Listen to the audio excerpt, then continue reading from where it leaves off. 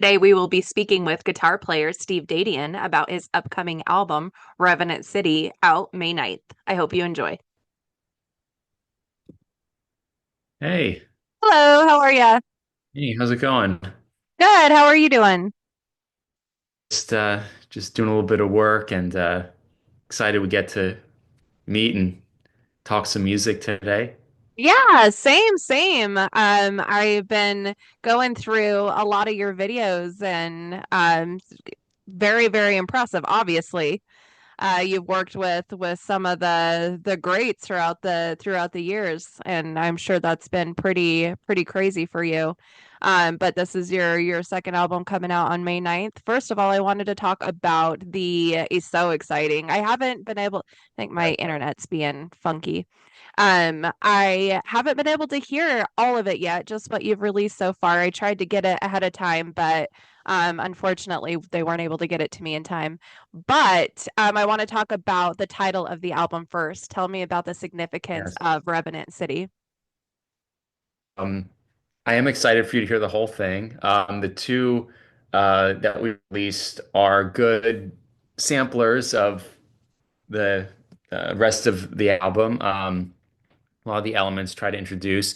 Um, so, like with the first, it's mostly instrumental. There's some vocals on there. Bjorn from Soilwork did vocals on that track. And this one's mostly instrumental. Also, there's another one vocal track. But the meaning is kind of goes along the lines of the story of the album. So you're probably wondering, like, well, how could you have a story with an instrumental album, You right? know, So, I music speaks. Music absolutely speaks even without words. So I'm excited to hear right. about what you're ready to say.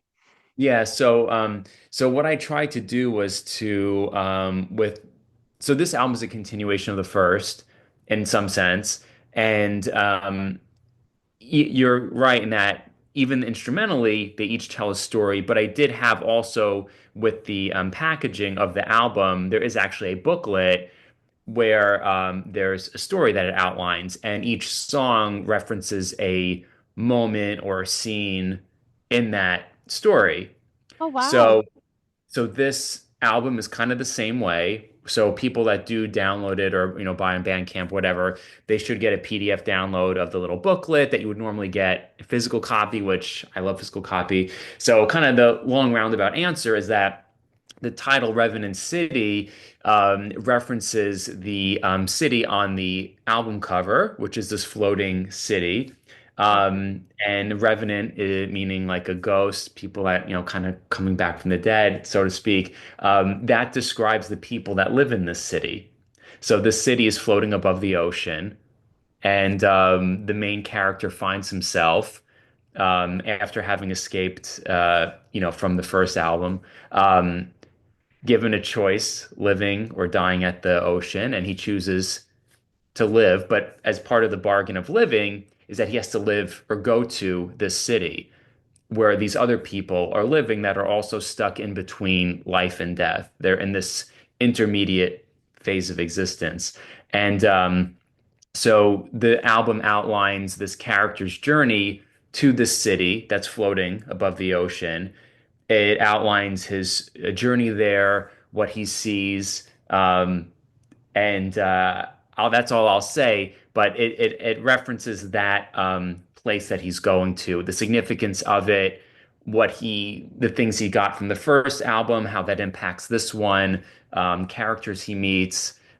Things of that nature. So it kind of speaks to, I'm very much, I like storytelling in my music from a like just audio sense, much less also the actual written story that accompanies it. So it's kind of like my love for movies, games, other forms of media that I also like to consume myself. And so I wanted to kind of intertwine all of those loves. And so that's kind of why also the album took a while was to make sure all those components told this story. So Oh, I think the album cover that you see of the Revenant City, that even getting to that visual representation took a long time. finding the artist to work with, that journey alone was like a lot. And then making sure it's convincing and hopefully people listen to it, they can kind of, if they do see they'll see the PDF or the booklet or whatever, they'll kind of get a visual with what they're hearing. So it's like Yeah. kind of all senses. So yeah, Super creative, super, super creative. It sounds like a D&D campaign in the could making. be, could be. I've heard it. I never played D&D, but I know it's quite popular, and there's a lot of the sort of fantasy elements in there. So Yeah. exciting, yeah. Well, you do a lot of video game covers, and so it doesn't surprise me that you're adding like the role-playing element into it with the Yes, visuals. That's super, super cool. Very, I very have to. creative. Have to Now do it. I'm definitely more stoked to go back and see the beginning story because you got to start at the beginning. So Yes, the beginning story to get back into what you have going on with this story. Um, definitely.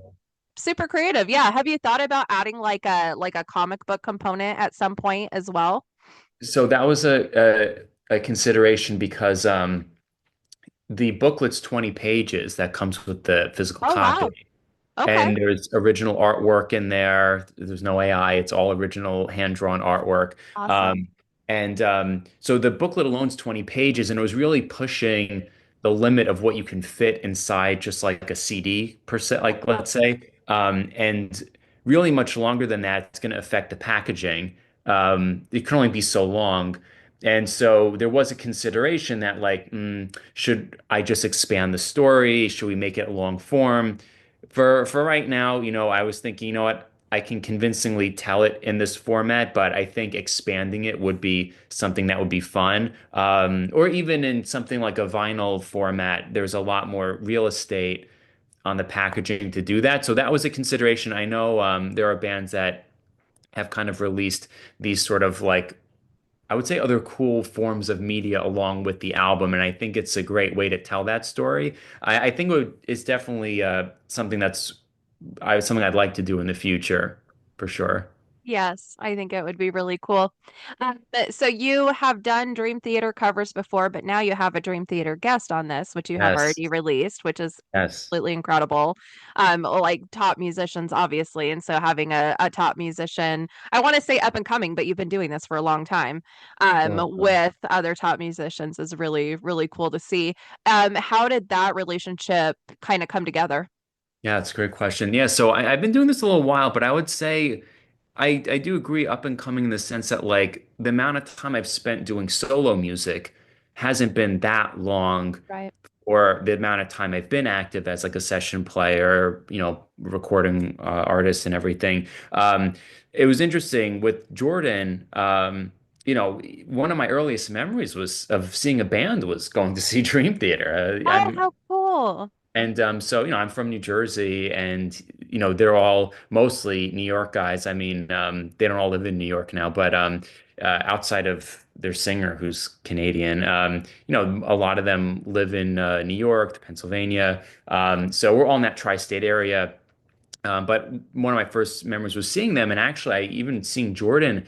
I had I had gone to when I was in high school at Berkeley camp, music camp over the summer. This was back in like 2002, 2003, something like this. And I had a disposable camera printout picture of Yeah. him when he came. And so I've been a fan for a long time. And so obviously the natural inclination was to post covers and just show the appreciation for the music. We got connected just through social media on Instagram. I guess if you post enough content, people may see it at some point. It's like, you're just fishing, and you just kind of throw the content, your videos out in the world, whatever happens, happens. I have Ah, no expectations of it. And during COVID time, we got connected. And uh, he kind of followed me on Instagram, and we're following each other on Instagram at this point. We're talking. We kind of did a Zoom call. We're just chatting, and he just said, "Hey, why don't we go grab lunch or something?" And I'm like, yeah, I think I'm free."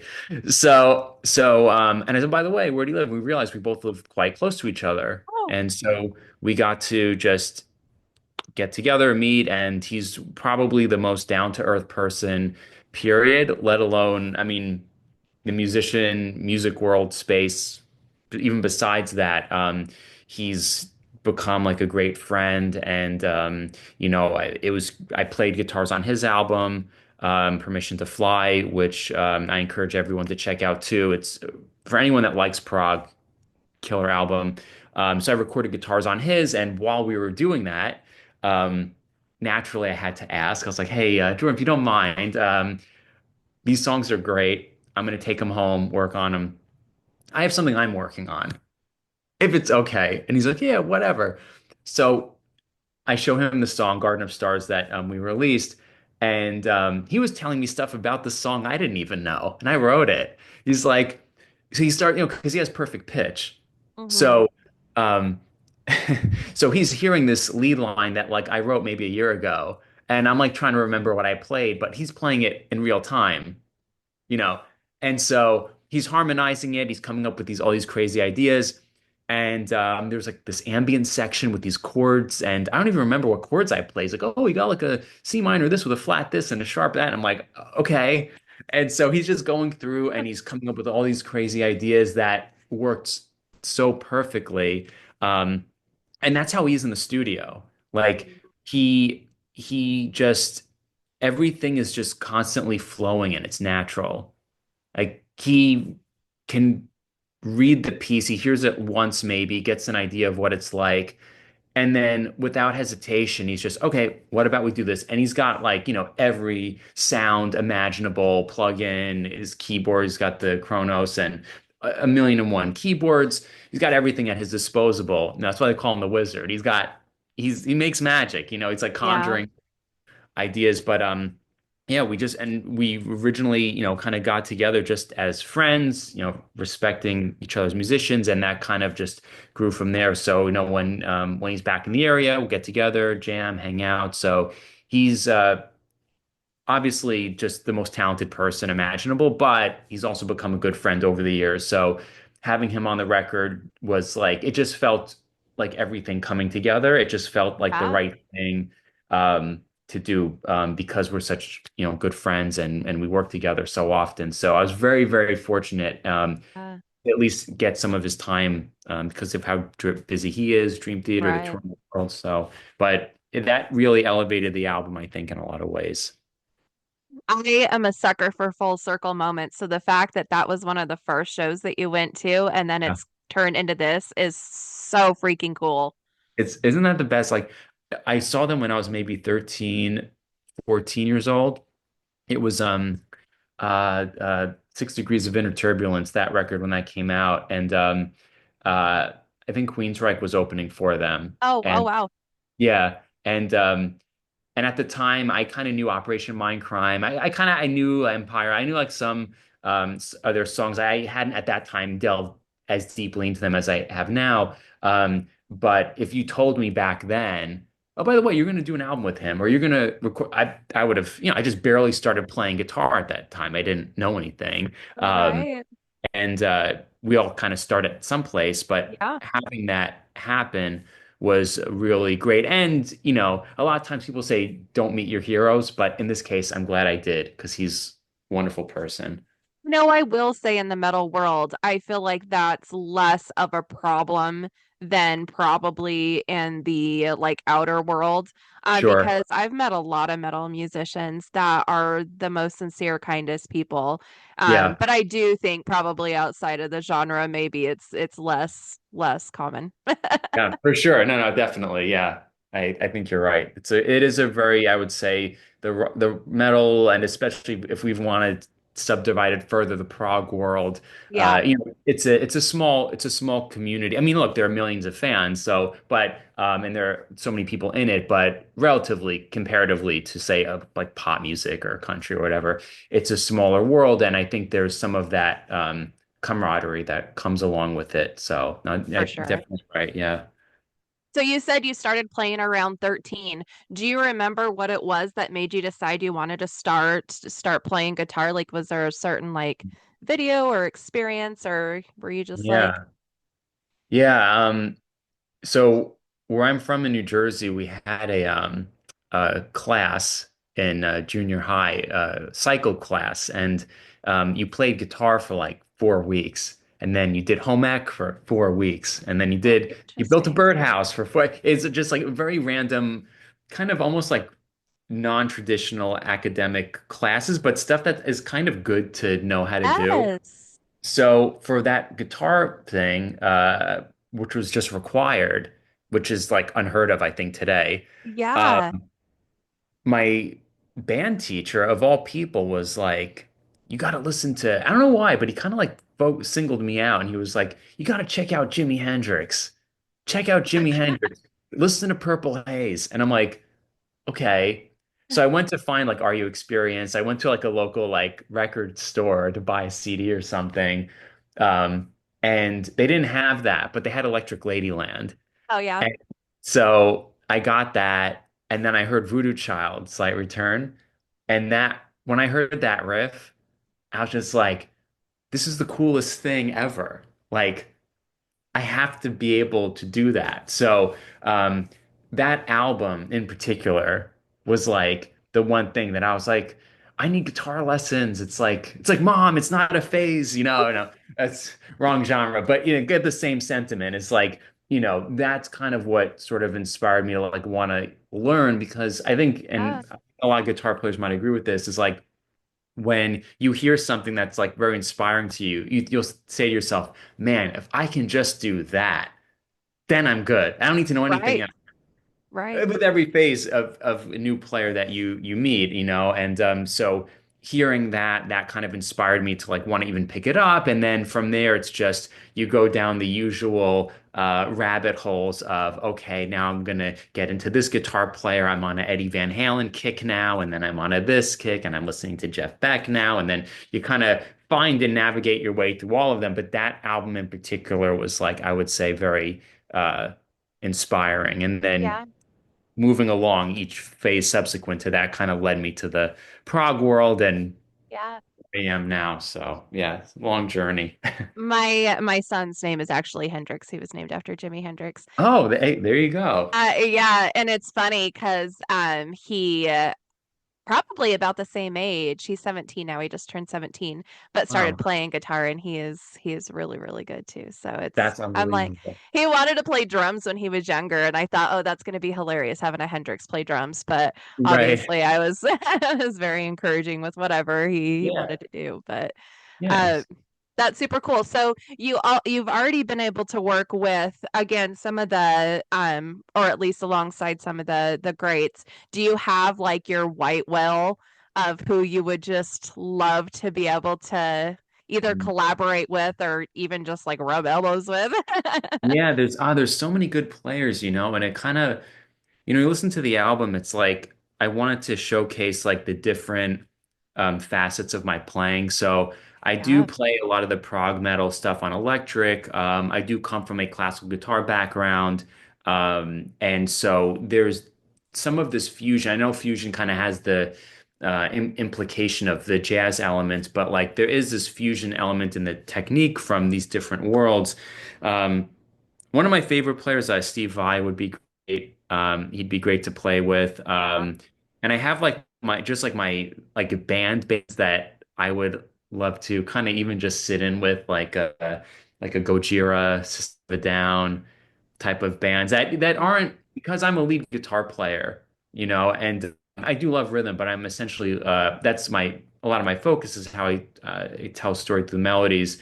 Um, and the chords too. But so some of those bands that are heavy of great songs, kind of sit in on that would kind of be interesting too. But I mean, sitting in with Steve Vai, as far as like the guitar like legends yeah, go, right. um, he would be great. Pat Metheny would be one. There's one track on the album, Tower of Waves, that's and that might be the next single that I release. It's solo acoustic guitar, and it's similar to things that I guess in that style where like he's one of the only other guitar players I know in this way that he's released like just solo acoustic songs. And not that other people haven't done that, but like in the way that he's done it, I would say this is kind of in this similar, but there are enough differences that I think would make it interesting. So there are a couple of guitar like legends that would be fun to work with. There's a couple bands, traditional bands that would be fun to work with. So, but I'm always on the lookout to see what can happen because, there have been a lot of connections I've been able to make over the years that I never thought would happen, and they happen. So you never know what will be.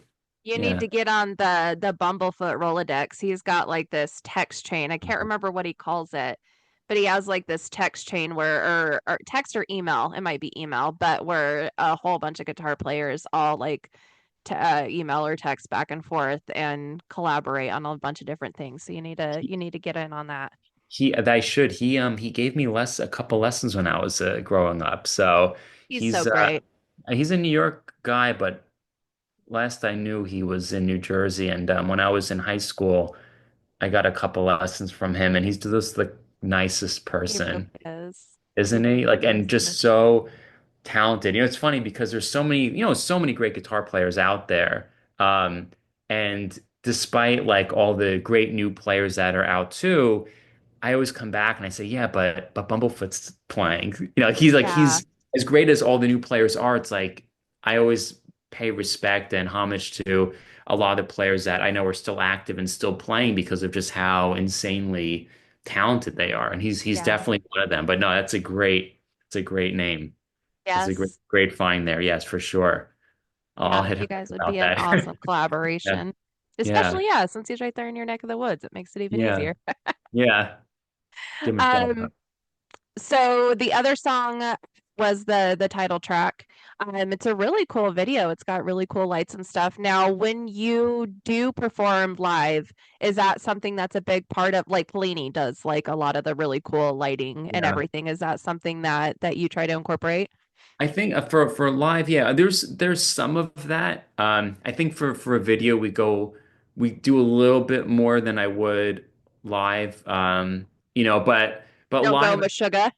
yeah, right, exactly. Yeah, it's a spectrum, right? We have a spectrum of how insane we want the lights to be synced up. Um, I think there's having that as an element is fun. It kind of especially for that performance. There is a lot going on just with the music and the guitar alone. Yes. Yeah, it's a And journey in itself, just that song. yeah, and so having that, I think the lighting does complement the emotion, because it's such a like with that song in particular, and I would say others on the album, like I want to have songs that are dynamic so Mhm. that they're not just like all heavy. Not that there's anything wrong with that, but for my style of music, there's heavy moments, it'll pull back a little bit, it'll kind of climax. Um, so the lights and I would say the environmental components like that just kind of reinforce what I'm trying to say. Again, because Yeah, there's no words. right. So hopefully like the music alone, the orchestration, the production, that sort of gives more meaning. I say just emit that like kind of emotion I'm trying to give off there. So yeah, it's definitely an important aspect. I think it's good for especially for the live show. That's what we Yeah. want. So, Yeah, no, I agree. I think the different colors of the lighting obviously can help with the mood. And I keep telling people they need to incorporate somehow, like whether it's fog machines or whatever, but smell, because smell is something uh, that brings us back to different memories and stuff. So if someone like smells something that, reminds them of the show, then it's automatically going to remind them of that yeah, experience. yeah, all senses. Yeah, exactly. Um, So in your spare time, I feel like I read that you're a dentist as well, so you Yes, probably yes. don't have a lot of spare time. But what are Uh, some things that you do in your spare time? well, yeah, I mean, I do work for myself, so I get to decide in a lot of ways what I Nice. do, and that's also helped because, like for example, when I had to record Jordan's album, obviously that's a very time-consuming task because, his music has a lot of layers to it, and they require a lot of care. So, for me, like that is one of my most loved things to do is write, record arrange music. So I get to decide kind of like what my schedule is, and I make sure that I can do everything that I need to do, manage everything. I would say yeah, guitar obviously is number one. if I'm just lounging around, could be anything from movies to games to just exercise, staying in shape. So I try and live an active lifestyle. And I would say managing all of those things does require a lot of care. There's no doubt about it. Yeah, But a lot I of try to balance. prioritize these things that are important, and especially when like an important gig like that comes along, make sure that there's enough time for that, and I prioritize it with other things I need to do to make sure that it gets done, it gets the attention that it needs, and the final product is what I want. So, but yeah, there's a lot of time management involved for sure. Yeah, yeah, a lot of balance, a lot of self-care. I mean, music is self-care anyways, Definitely. but yeah. Oh, I just lost my next question. Um, as you can tell, I don't really do like structured questions. I'd rather have the conversation. It just flows and feels better than Yeah, trying to totally. be Yeah. trying Yeah, to no, be no, like, for sure. next question. Yeah, Um, yeah. what are some things outside of the prog world, or even in the prog world, it doesn't necessarily matter, that you find yourself listening to that maybe would surprise some people? What I like in the prog world. It's interesting, like with the new bands now, there's definite and I would say with social media too, there's definitely like a push for like a very technique oriented um like sound where a lot of bands they're kind of pushing clips that are sensationalized in like a short time frame. Yeah. I haven't listened to a lot in I would say I guess it depends how we call younger, but I could just say among bands I do like um I mean, I would say, yeah, like I do love, as I mentioned before, Gojira. They're a great band. There was a group, instrumental group called Heavy Metal Ninjas from New Oh, Zealand. Instrumental band, his guitar players, Richie Allen, incredible stuff. I like listening to him. They haven't been active in a while, but he had a great band.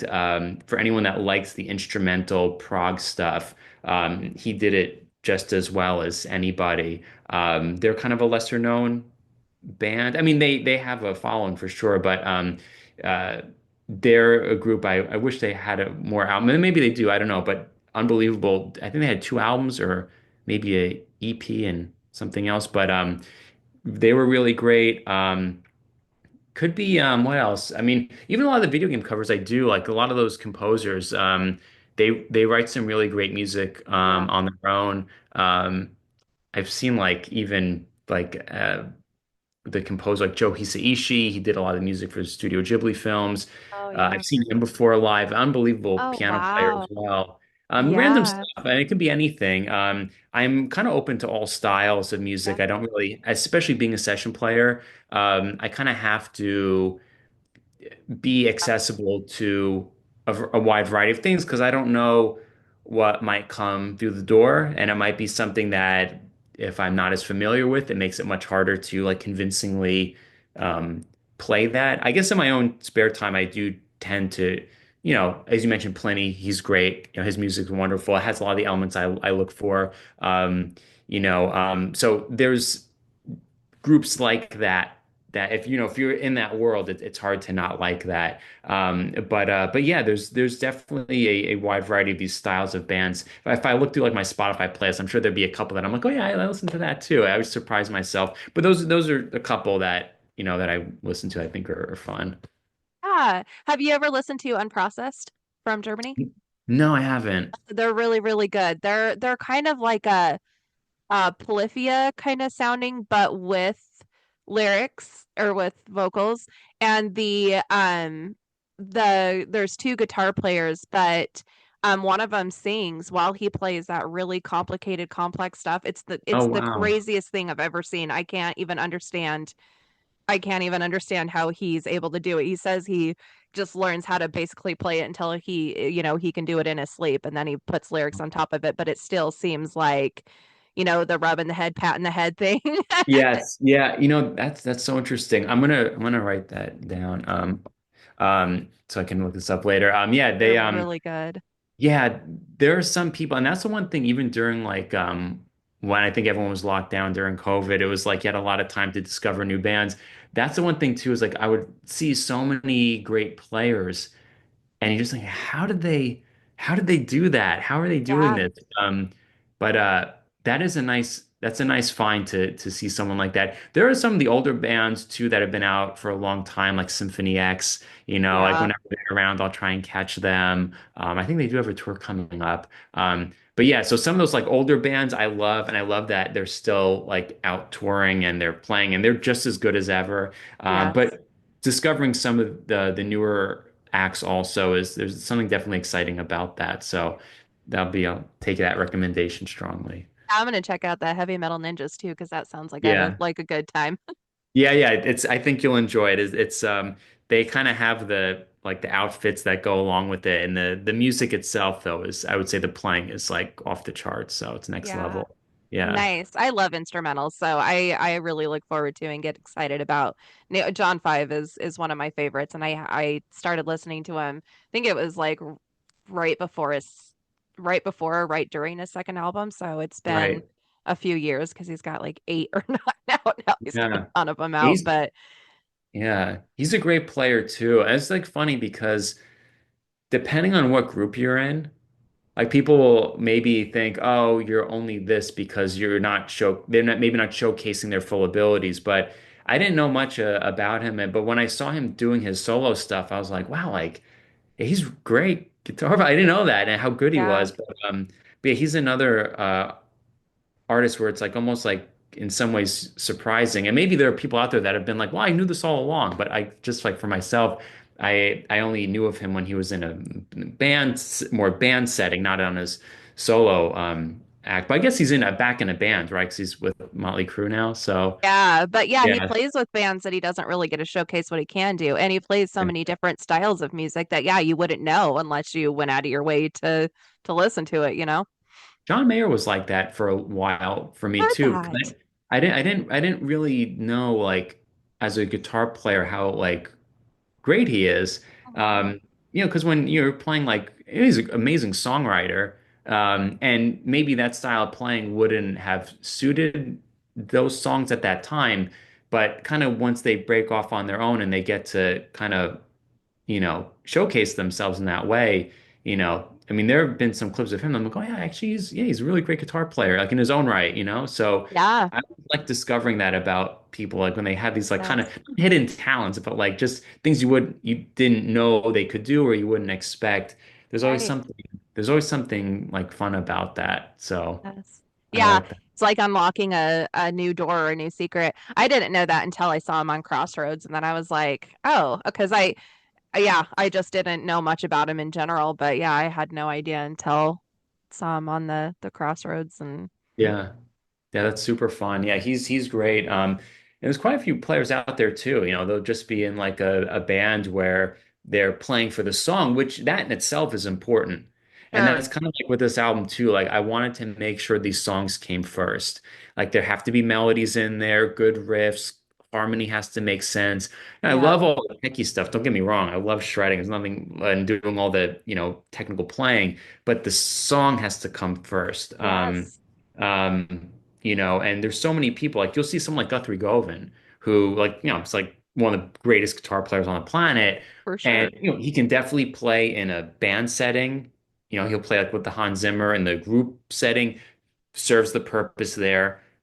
Still, even in there though, his skills still shine through, even in something like that where it's not spotlight only on him. But Right. then him with Aristocrats and actually Marco Miniman, he played on the record too. But like when he's in the band setting too, then he can really shine in his solo stuff. But watching them in these different uh, I guess settings they're in, kind of it depends. But I think great players in general, if they're great, they're going to be great no matter where they are. Yeah, And part of agree. like what makes them great is the fact that if they weren't there doing that, even though maybe the song doesn't have like a crazy solo or a million notes a second, their, I guess, mojo, if you will, that they put into the song makes it what it is.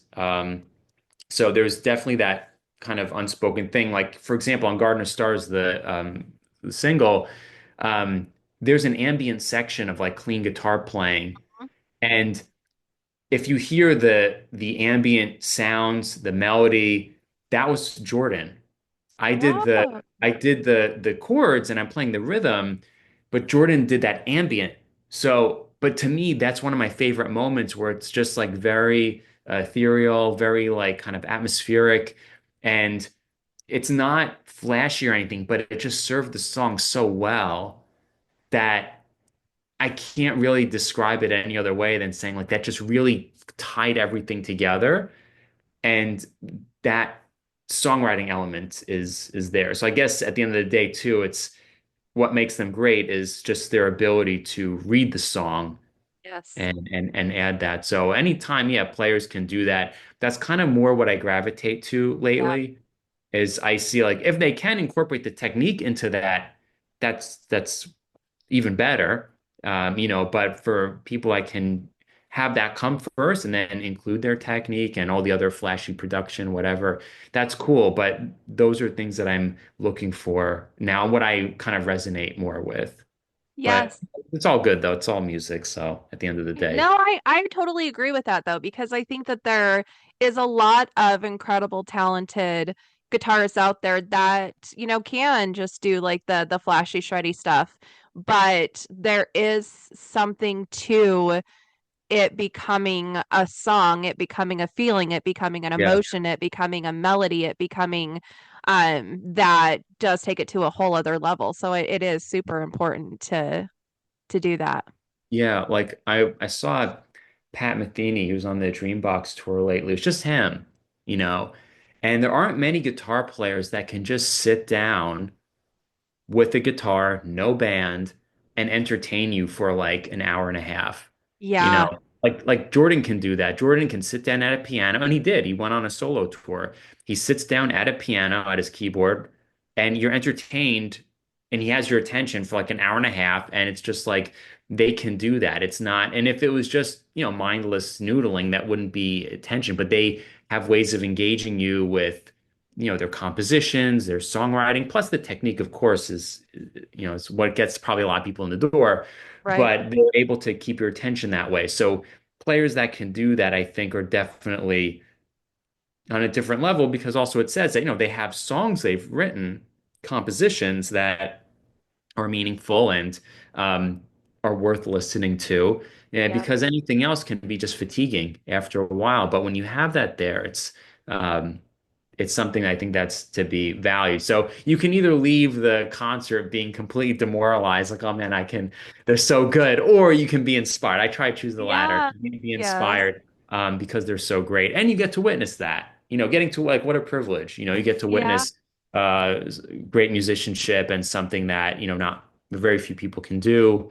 Um, and that we're all here at the same time being able to experience that is Yes. really great. So I'm always on the lookout for those types of players too, because it's definitely something that's hard to find, first Yes. of all, and finding music that you resonate with is hard. But yeah, it kind of all comes with it, and over time too, you build a voice and you create something.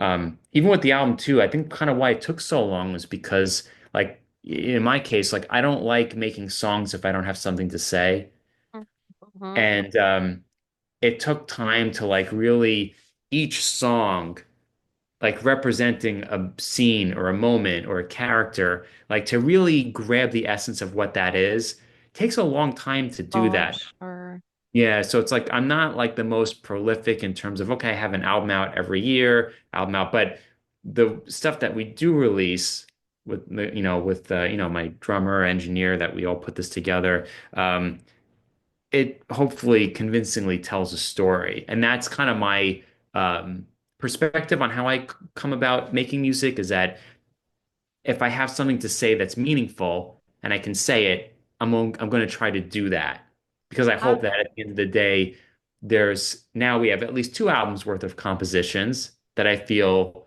in my opinion, meet that criteria of like you know, the style that I have. Um, so from my perspective, that's kind of how I approach it. But everyone's different, and clearly, there's so many people that are like successful at what they do. Yeah. But I think having that is important. You can tell you put a lot of heart and soul into it, and that reads well just with what I've heard.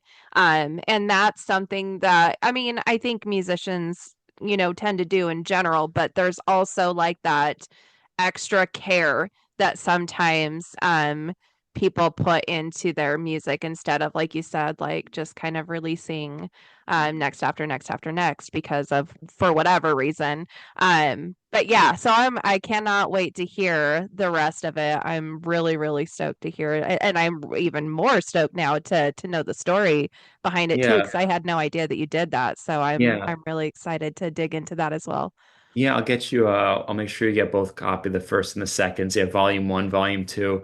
Man, it was funny because it's like for the longest time, I always thought, well, how do these bands take like 5 years in between making a record? Like, why don't they just make it? I thought they just, would go into a studio and then they just kind of the magic happens, and then like, a couple weeks later, a month or two later, it's like, okay, album's done. It's like, no, no. Like when I was doing the second record, it was like you understand why some of these things take so long. I mean, I lost track of how many hours I'd spend just driving around in my car with a demo and saying like, hey, what do I hate about this? Or like, what do I not like about this? It's like, oh yeah, that bend was a little out of tune. This was a little this, or maybe this didn't come through. So you kind of get why albums can take songs. So I'm much less critical of bands after this one because the first record, like I was very inspired by it, and that one came together quickly. Within 6 months, everything was written, demoed, and recorded. It took a while after that to mix everything and to do all the production and stuff like that, but it was generally done in like a half a year period, whereas this took like literally I would say like maybe 3 to 4 years to finish. And then it took about another year that I had to wait before I could really release it. There were other projects I was on that I didn't want to release mine before those, and it would have felt off to do that. So total time between I started and when I finished was about 4 years. Jeez.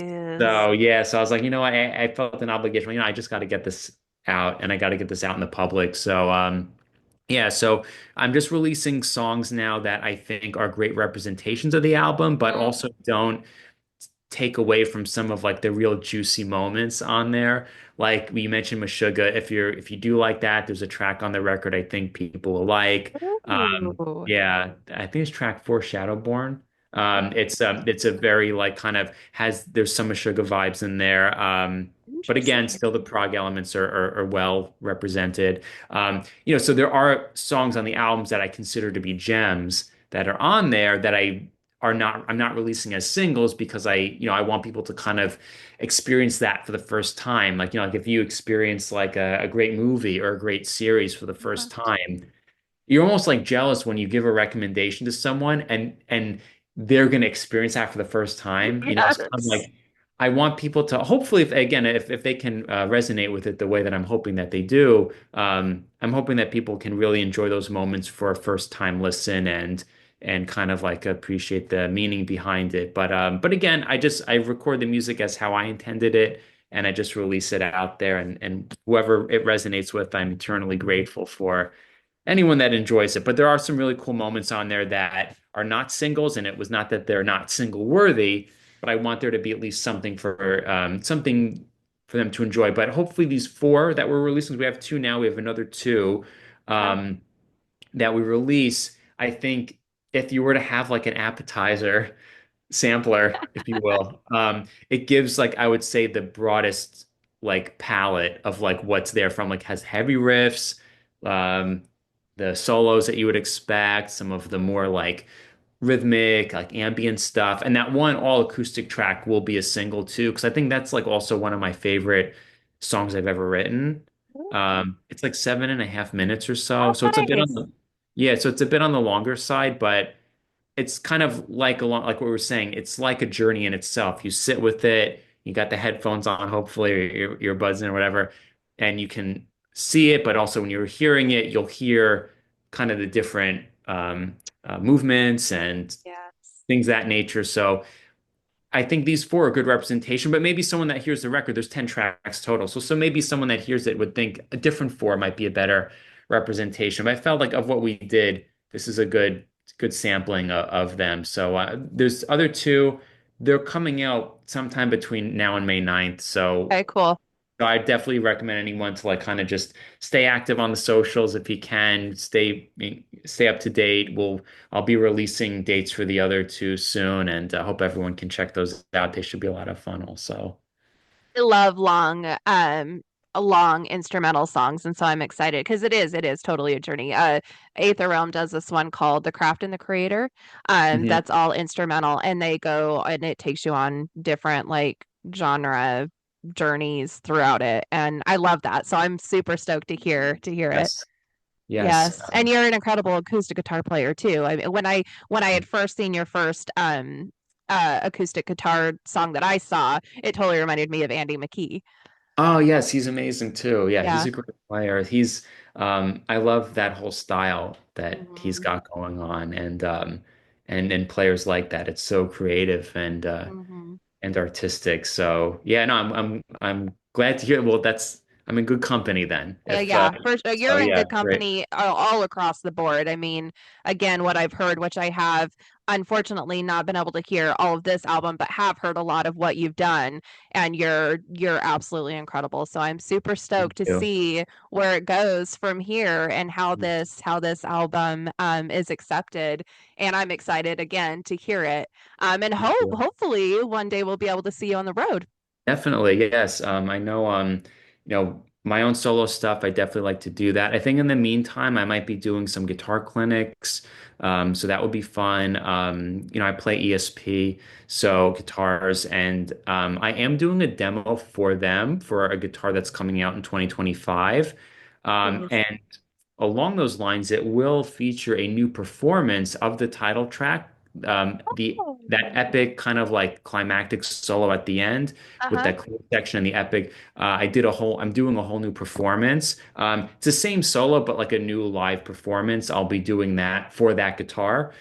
So when we do the like kind of official demo video for that, it'll feature a clip of the new album with the new performance that you wouldn't hear on the record. Again, it's the same solo, but it's like kind of like a live take on it. And with that guitar, so tones are different. My approach is a little different there. So there's some kind of little new things coming in the works. And actually, we're trying to record that at so Gojira, they have a studio in Queens, New York. Joe lives there, and so that's Silver Chord Studio. So I believe, and he's an ESP artist. He plays ESP as well.